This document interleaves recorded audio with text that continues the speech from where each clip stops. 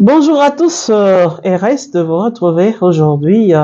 Comme je vous dis toujours, quand il y a quelque chose, je viens pour vous en parler. Alors tout de suite là, je voulais juste vous faire savoir les communiqués du diocèse de l'Issala en rapport avec Monsieur l'abbé Aimé Madio.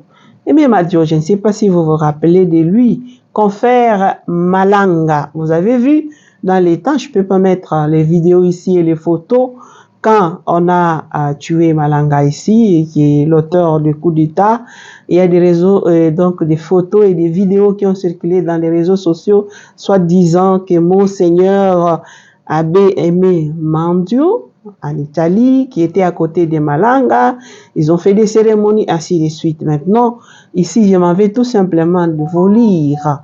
Donc, c'est cette décision de son diocèse, parce qu'il est du diocèse de l'Issala. Nous allons ensemble suivre. D'abord, il y a la lettre et puis il y a aussi les décrets de suspension. Nous allons d'abord commencer par la lettre écrite par son évêque, Monseigneur José Licolo, évêque de l'Issala. Alors, donc, l'Issala, le 7 juin 2024. 2024, numéro, donc référence EV.LIS090/JBL/24. Objet suspension de l'abbé Aimé Mandio.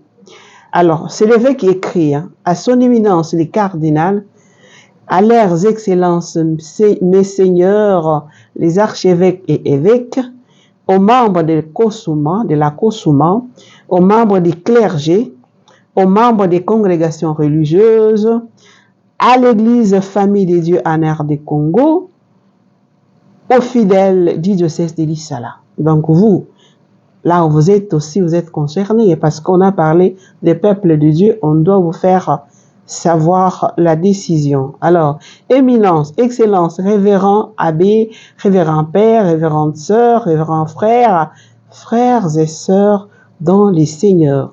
Par la présente, je voudrais porter à votre connaissance que Messieurs l'abbé Aimé Mandio, prêtre du diocèse de l'Issala, vivant à Rome en Italie, fait l'objet d'une suspension conformément à notre décret du 30 mai 2024. Il lui est interdit de poser tous les actes du pouvoir d'ordre et du pouvoir des gouvernements. Par conséquent, il lui est demandé de rentrer au diocèse de l'Issala dans un bref délai.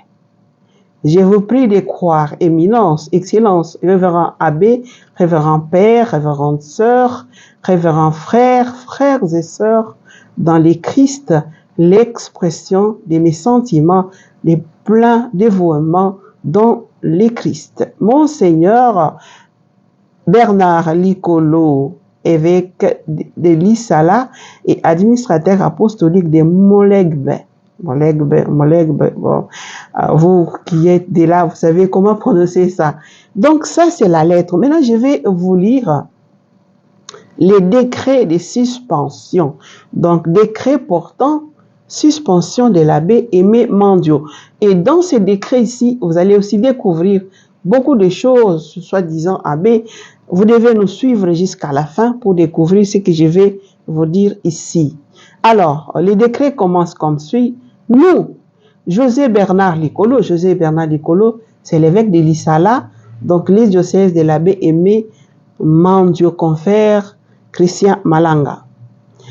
Par la grâce de Dieu et la bienveillance du Saint-Siège, évêque de l'Issala et administrateur apostolique de Molegbe, vu les dispositions du canon 273 qui prescrit que les clercs sont tenus par une obligation spéciale à témoigner respect et obéissance au pontife suprême et chacun à son ordinaire propre, c'est-à-dire à son évêque. Vu les dispositions des canons 278, paragraphe 3, qui prescrit que les clercs s'abstiendront de fonder des associations dont le but des buts ou l'action sont incompatibles avec les obligations de l'État clérical ou peuvent entraver l'accomplissement des liges de la charge qui leur a été confiée par l'autorité ecclésiastique compétente. S'ils s'abstiendront aussi d'y participer, c'est-à-dire même le fait d'y participer. Vu les dispositions du canon 283 qui prescrit que, même s'ils n'ont pas l'office impliquant la résidence, les clercs sans l'autorisation, au moins présumés de leur ordinaire, ne s'absterront pas de leur diocèse pendant un temps notable que les droits particuliers déterminera. Vu les dispositions des canons 285, paragraphe 1, qui prescrit que les clercs s'abstiendront absolument des droits, ce qui ne convient pas à leur état selon les dispositions du droit particulier. Vu les dispositions du canon 287, paragraphe 1, qui prescrit que les clercs s'appliqueront toujours et de plus possible à maintenir entre les hommes la paix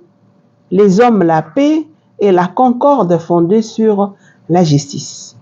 Vu les dispositions du canon 1392 qui prescrit que les clercs qui abandonnent volontairement les ministères sacrés pendant 6 mois consécutifs avec l'intention de se soustraire à l'autorité compétente de l'Église sera puni suivant la gravité du délit de la suspension ou aussi des peines établies au canon numéro 336, paragraphes 2 et 4. Et dans les cas les plus graves, il peut être renvoyé de l'état clérical. Vu les dispositions du canon 1371 qui prescrit que qui n'obéit pas au siège apostolique, à l'ordinaire ou au supérieur, lorsque légitimement il donne un ordre ou porte une défense et qui, après monition, persiste dans les désobéissances, sera puni selon la gravité du cas d'une censure ou de la privation de l'office ou d'autres peines dont il est question au canon 1336, paragraphes 2 et 4. Vu la monition faite par Monseigneur Louis Kinga, alors évêque de Lissala, et rappelée dans sa lettre du 10 octobre 2009, dans laquelle il reprochait à l'abbé Aimé Mandio l'usurpation du titre honorifique de Monseigneur. Vous comprenez, c'est depuis 2009 qu'il s'appelait Monseigneur alors qu'il ne l'est pas. La présence dans votre mémo aux autorités du pays d'un aspect dangereux qui ne cadre pas avec votre ministère sacerdotal. Ça, c'est ce qu'on lui reprochait en ce moment-là. Vu la lettre du vicariat du 15 mars 2002, qui interdisait aux prêtres d'exercer les ministères sacrés dans les diocèses de Rome et lui défendait d'y résider avec l'injonction de les quitter au plus tard le 31 mars 2002 pour rentrer dans son diocèse d'incardination, à savoir le diocèse de Lissala, dans un esprit d'obéissance sacerdotale. Considérant les refus de l'abbé Aimé Mandio d'obéir à mes prédécesseurs dans ces sièges et à l'autorité ecclésiastique du diocèse de Rome qui lui avait interdit, donc même celui de Rome lui avait interdit d'exercer des ministères sacerdotaux dans son territoire et l'avait obligé de s'éloigner de celui-ci pour rentrer au diocèse de Lissala. Considérant son abandon volontaire du ministère sacerdotal depuis plus de 25 ans pour se soustraire à l'autorité de l'évêque et mener une vie qui ne cadre pas avec les exigences du ministère sacré. Considérant que les prêtres participent à une association qui n'appartient pas, comme il le prétend, au Saint-Siège et s'y est inscrit sans l'autorisation de l'autorité ecclésiastique compétente. Vous avez compris? Considérant les grands scandales provoqués au pays par la vidéo devenue virale dans laquelle on voit les prêtres Aimé Mandio à côté de Christian Malanga tenir des propos graves concernant la politique de la RDC. Considérant que dans ces images, les prêtres exurbent délibérément les titres de Monseigneur pour crédibiliser ces bêtises qui n'ont rien à voir avec l'Église et l'État de la Cité du Vatican. Considérant l'embarras de l'Église catholique au Congo à cause de la confusion générée par ces propos auprès de tous ceux qui ne les connaissent pas et qui, de bonne foi, ont cru qu'il parlait au nom de l'Église. Considérant qu'à la relecture de son passé, le prêtre n'est pas à son premier forfait, mais qu'il existe de graves abus allant dans le sens de l'escroquerie, du détournement et de la fraude fiscale, comme il résulte de la plainte des associations de la Société Objectif Congo, SOC, Spirale, du 10 février 2014 à la charge de M. l'abbé Aimé Mandio. Considérant la persévérance du prêtre dans l'accoutumance malgré les appels incessants des évêques à regagner son diocèse, considérant que ce comportement est contraire à la vie sacerdotale et constitue un scandale permanent pour l'Église et pour le salut des âmes, pour le bien des peuples de Dieu et pour le bien du prêtre, décrétons la suspension de l'abbé Aimé Mandio. Conformément au canon 1333, il est interdit à l'abbé Aimé Mandio de poser tous les actes du pouvoir d'ordre et du pouvoir du gouvernement. Après notification de ces décrets, les prêtres doivent regagner les diocèses de l'Issala dans les 30 jours pour présenter sa défense en rapport à tout ce qui lui est reproché. À défaut d'obtempérer à cette disposition, d'autres peines lui seront ajoutées, non exclus les renvois de l'état clérical. Donc il peut aussi être renvoyé donc, dans l'état clérical, donc on va les laïciser, si ça arrivait qu'ils ne viennent pas répondre et se défendre. Un recours peut être formé contre ces décrets selon les dispositifs du canon 1734, paragraphes 1 et 2. Donc, il peut aussi introduire les recours, mais il doit venir se défendre. C'est pas qu'en introduisant les recours, d'office, on doit balayer tout ce qui s'est passé. On doit l'écouter, il doit se défendre. À la fin, l'évêque pourra prendre les dispositifs de les renvoyer ou pas. Donné à notre curie épiscopale les 30 jours du mois de mai de l'année du Seigneur 2024. Signé José Bernard Licolo, évêque de l'Issala et administrateur apostolique de Moulegbe, et pour mandement de l'évêque abbé Ghislain Bouekea, secrétaire chancelier.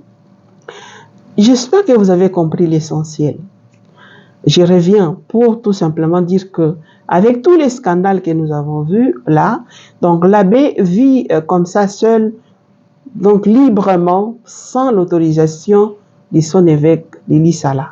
Et maintes fois, on l'a essayé de les rappeler à l'ordre, il n'a pas voulu obéir. Donc il désobéit aux ordres des différents évêques de son diocèse.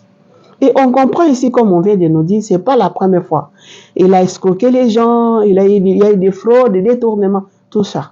Donc, dans ces lots. Et l'association à laquelle il appartient, ça n'a rien à faire avec l'Église catholique. Donc je crois que vous avez tout compris. Et comme l'Église fait les choses calmement, dans la charité, on lui donne la chance de venir présenter sa défense comme on le fait aussi puisque la fois passée, je vous ai parlé des tribunaux ecclésiastiques qui existent ici en République démocratique du Congo. Il viendra, donc les juges des tribunaux ecclésiastiques vont l'écouter et après, on va statuer. Qu'est-ce qu'on va faire? S'il revient, bien sûr. Donc, il a 30 jours pour revenir. Donc, vous qui êtes à Rome ou en Europe, s'il vient chez vous pour célébrer la messe, n'acceptez pas parce que pour le moment, il est suspendu. Il ne doit pas poser des actes qui vont dans les sens, donc, comme c'est décrit dans la lettre.